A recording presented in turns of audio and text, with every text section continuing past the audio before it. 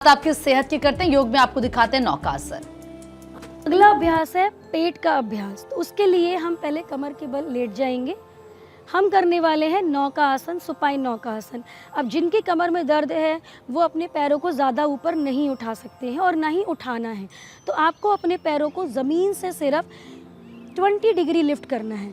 तो सबसे पहले अपने दाएं पैर को 20 डिग्री लिफ्ट करेंगे। अब यहीं पे ही आपको श्वास भरते हुए पैर को ऊपर उठाना है, श्वास छोड़ते हुए पैर को ज़मीन पे टच करना है। फिर श्वास भरते हुए ऊपर उसी पैर से करेंगे और फिर श्वास छोड़ते हुए नीचे। इस प्रक्रिया को कम से कम आपने 10 बार करना है।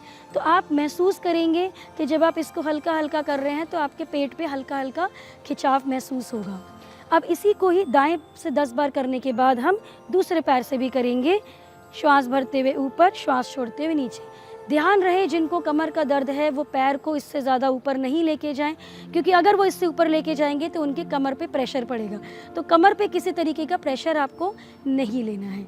अब अगर आपको इसमें आप सहज पूर्वक इस पर कर पा रहे हैं तो अब हमने क्या करना है, अपने अपर बॉडी को भी उठाना है। तो पैरों को नीचे रखना है, अपने अपर बॉडी को उठाएंगे सहजतापूर्वक, बस इतना उठाना है। श्वास भरते हुए, श्वास छोड़ते हुए नीचे, श्वास भरते हुए ऊपर, श्वास छोड़ते हुए नीचे। तो जब हम पैर उठा रहे थे तो जो हमारा पेट की जो नीचे वाली मसल्स थी उन पे काम हो रहा था। अब जब हम ऊपर से उठा रहे हैं तो ऊपर वाली मांसपेशियों पे काम हो रहा है। इसको भी हमको, इस अभ्यास को 10 बार करना है। अब हम करेंगे दोनों को साथ में, उसमें हमको रुकना है।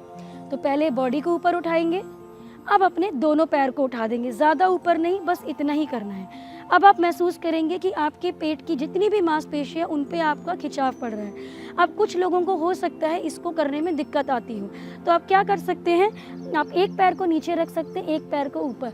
तो कुछ दिनों के लिए आप इस तरीके से अभ्यास कीजिए।